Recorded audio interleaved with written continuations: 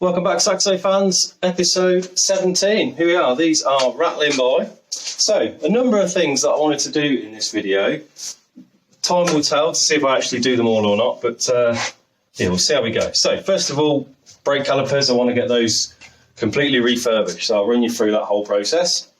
I would like to, if you remember, the donor engine I bought came with a gearbox. It's for TU5 JP4 engine. I can't remember if it's the S, JP4S or not. Anyway, I'd like to get that on an engine stand if I can, so I'm going to pull the gearbox off. Obviously that means I've got to buy an engine stand.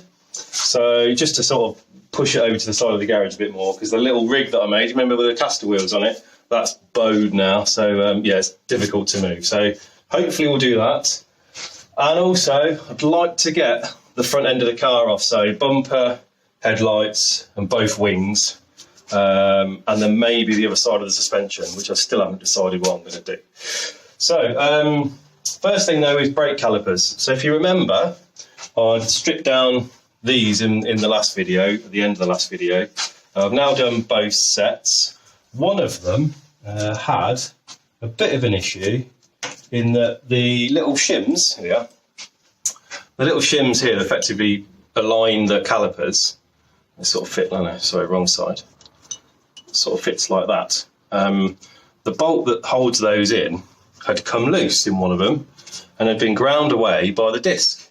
Because obviously there's quite a lot of load there, it pushed the bolt over as well and actually broken the first couple of threads in the hole. So luckily plenty of thread left, which I cleaned up with a tap. But yeah, that was a worry. So anyway, they're okay. So the first thing I need to do is get them cleaned up and then into the bead blaster. But on the note of cleaning, I wanted to show you something that I've done. And if you follow my Instagram, you'll have already seen this, but I've made a modification since then. So let me readjust the camera and I'll show you what I've got. Okay, parts cleaner. So what I was using before to clean up parts was basically just these little dishes with some wire brushes in. This is my old one. Yeah, and that was fine, you know, for little bits and bobs and all that kind of stuff. But when you get to bigger bits that you want to submerge in a decent amount of fluid, I looked online for some proper parts cleaners, which I'll show now. Some of those, I mean, you know, you look at the prices of them, sort of 150 quid upwards, and you think, actually, it's just a tank of fluid with a pump in it and a brush, which doesn't seem that complicated. So I had a couple of goes. So I bought this tub from B&M, I think, can't even remember how much it was, like 7 quid I think for the tub. I actually took the washer wiper motor out of the Saxo, hence why this tube is on here, and hooked up to a little 12 volt feed. I just cut the plug off. Obviously I can reattach all that kind of stuff. But the problem I had is that this pump is intermittent. It's not very working very well. And also when you elevate the brush quite a lot, it really struggles to flow the liquid because the degreaser is a little bit more. It's a bit more dense than like your normal water that you'd have in your fluid tank in the car, so it kind of struggled. So I've left that in because obviously I sealed up the hole. But what I then did, I don't know if you can see, is I put a fish tank filter in here and a pump. It's the tiniest little Fluval one that they did. I think it was a Fluval Mini, Amazon for like 20 quid. A bit of garden hose pipe with a right diameter to go over the end of the pump.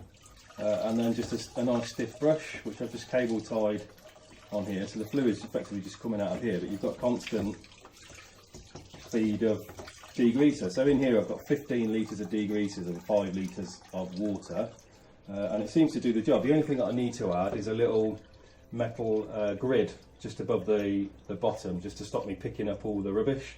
But obviously the beauty of the filter in the fish tank is it filters out any of the bigger particles. So it should hopefully do the job, but it's obviously saved me no end of money compared to what you would pay for something that you'd find online. But anyway, yeah, you can see how it works. It works a treat. So that's all good. So I need to obviously get these calipers done, get them submerged for now. So I'll get them sorted, and then onto the bead blaster, of which I have also improved. So I'll show you that too. Okay. Bead blast setup has improved. So there's a number of issues when you're bead blasting. Number one is your compressor. I found that even with my upgraded compressor that I bought sort of 10 episodes ago, still wasn't up to the job. it was okay, but it was just running a lot of the time. This one is effectively double the size and double the capacity, so that has really made a big difference. I've also added a dust extraction unit, albeit in the form of a wet and dry vac hoover. It's obviously a workshop based hoover, so that hooks up to the back here where there is a port specifically for extraction, and that's really changed it, because when you're looking inside the cabinet, it's dust free, it's not coming out of the seals where it normally would, so it's much better. So I'm really pleased with how I've improved it. I sort of feel like I've finessed the setup a little bit more now. So there we go.